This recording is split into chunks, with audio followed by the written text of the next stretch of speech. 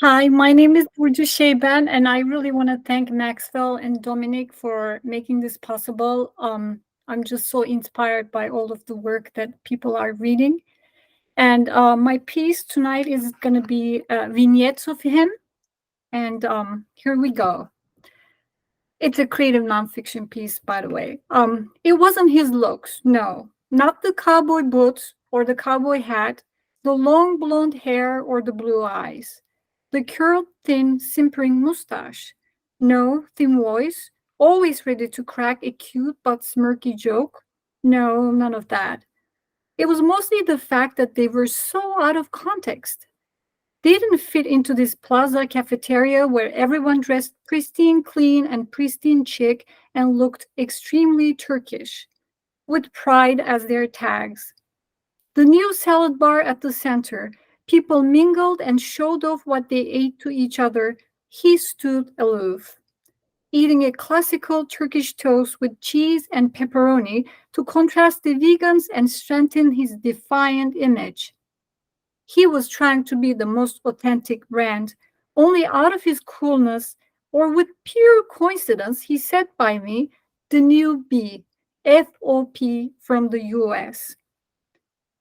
A boat ride in a city that has two sides, two cities in it, which kept looking at each other from the two shores.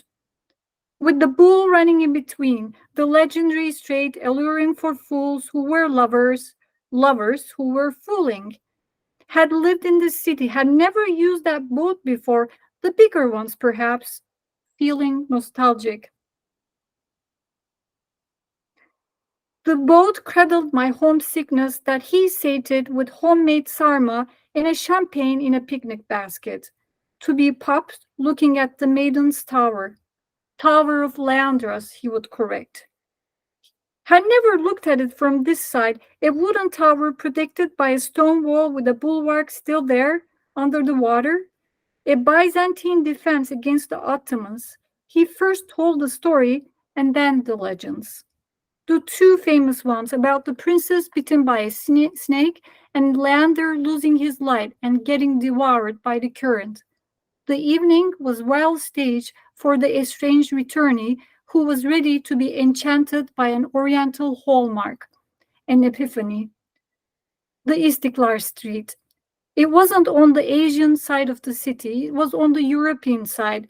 Another touristic attraction, not for me.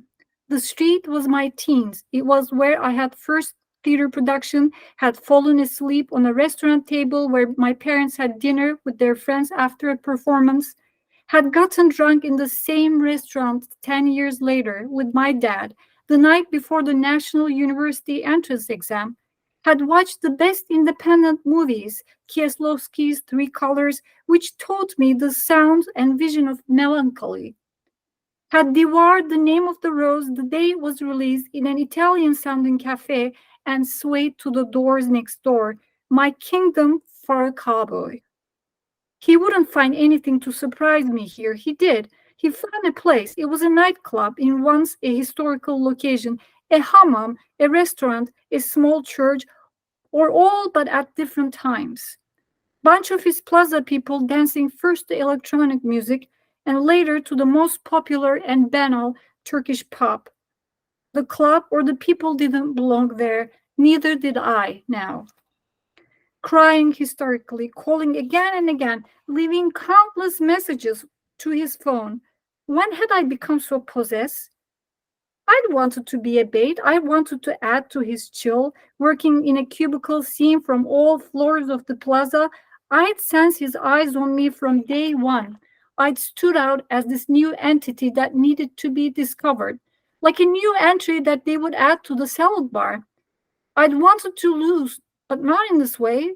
Not by having to listen to a gossip about his proposal to a coworker a few cubicles away. I was trying to wipe off the image of the plaza's glassy hygiene on the cream-colored sofa now sucking up the red wine stains, to wake up from a short, nice dream that had turned into a heart-eating plant, tear him from my meat, find a token of sincerity under a thick layer of artifice, be able to stop calling him. I was standing and waiting for a shuttle each morning to get to work. Had to get up too early to even to get to that shuttle. Now, having eaten during that rush, he would reroute to come to work with me. The breeze sweeping the Bosphorus algae filled my nostrils with disgust. The colognes of the co-workers diffusing the buzz, faints had become regulars. He'd catch me once or twice, treating my allergic reaction to monotony, deadliness, incompatibility, and low pay with a band-aid. It'd come off. My brain and stomach were competing against each other in their race towards nausea. I should have been the one who had had enough. One last image of him, standing outside a place where he must have been working.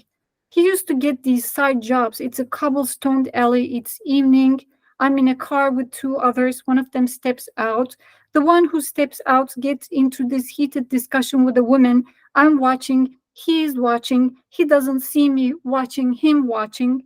I catch myself thinking it could have been us. I'm almost glad that it isn't. I'm glad that it's over. We're over. But I'm not liking our indifference. His specifically. Suddenly, I want to get out, get in between, stop the two from arguing, be visible, include him in the scene, a hand on my hand. Stopping me from intervening. I stop. I know it won't last. Thank you, everyone.